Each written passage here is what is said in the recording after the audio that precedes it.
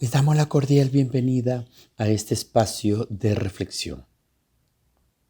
15 de julio del Evangelio según San Mateo. Un sábado atravesaba a Jesús por los sembrados.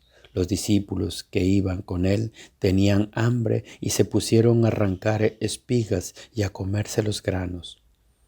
Cuando los fariseos los vieron, le dijeron a Jesús: «Tus discípulos están haciendo algo que no está permitido hacer en sábado».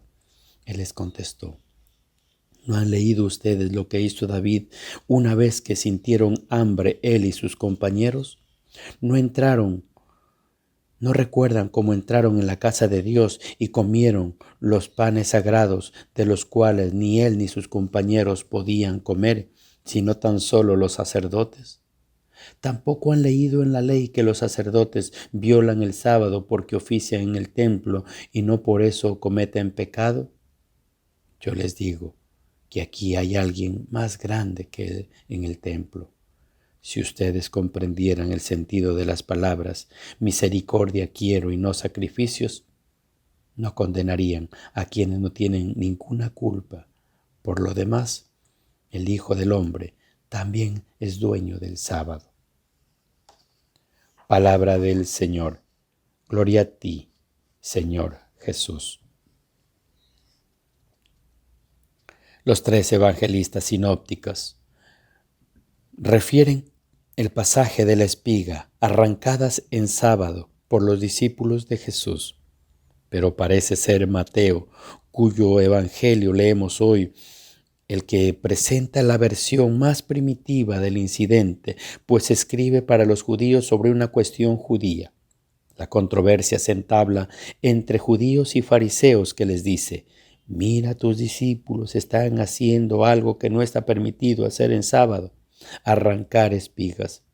Ellos lo hacían porque tenían hambre.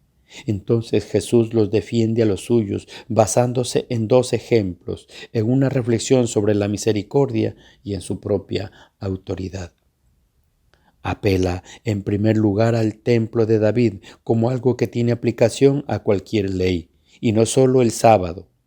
Cuando David y sus hombres desfallecían de hambre en su huida de Saúl, comieron los panes del templo reservados a los sacerdotes. Asimismo, añade Jesús a los sacerdotes, pueden violar el sábado en el servicio del templo sin incurrir en culpa. Pues yo les digo que aquí hay uno que es más que el templo, concluye refiriéndose a sí mismo. Estos dos ejemplos suma Cristo una reflexión. Si comprendieran lo que significa quiero misericordia y no sacrificios, no condenarían a los que no tienen culpa.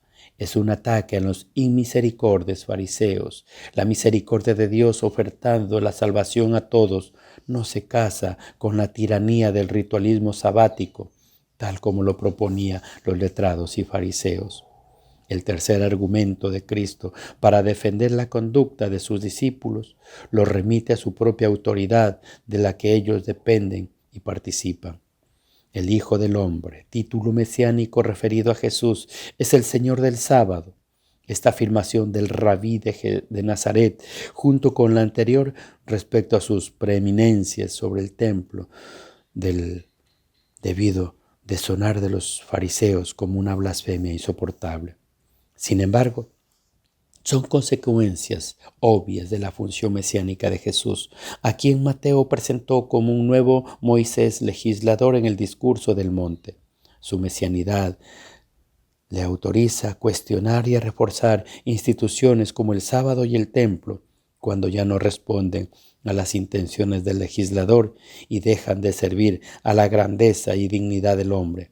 Pues como dice Jesús en el lugar paralelo de Marcos, el sábado se hizo para el hombre y no el hombre para el sábado.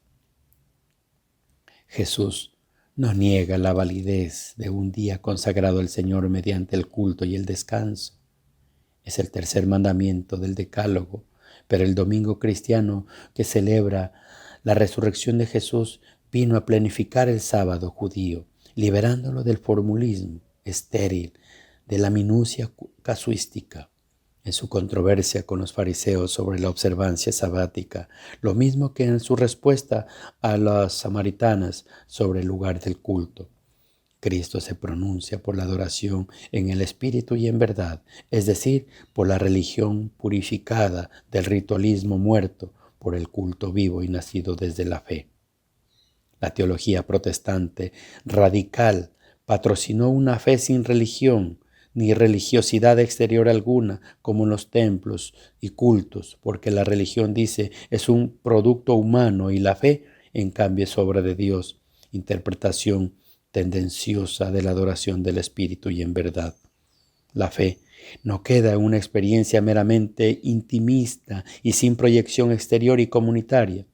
Esa adoración que Jesús quiere, si bien no circunscribe y limita los lugares y tiempos, fórmulas y ritos, necesita sin embargo un ámbito externo de manifestación en comunidad que celebra su fe y alaba a Dios como un grupo creyente.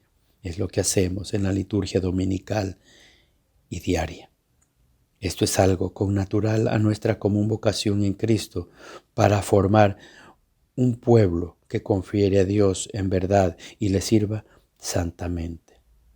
El auténtico creyente ha de ser personal, consciente de su fe y poner toda su existencia en manos de Dios, renunciando tanto a las falsas garantías rituales y mágicas como a una moral farisaica y antropocéntrica que supuestamente le aseguran la salvación, como pretendían los fariseos con la observancia del sábado.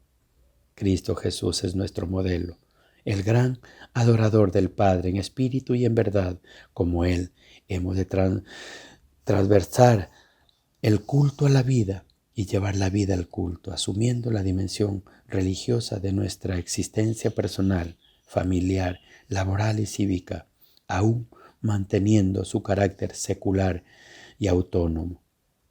Gloria al Padre, al Hijo y al Espíritu Santo, como era en el principio, ahora y siempre, por los siglos de los siglos. Amén.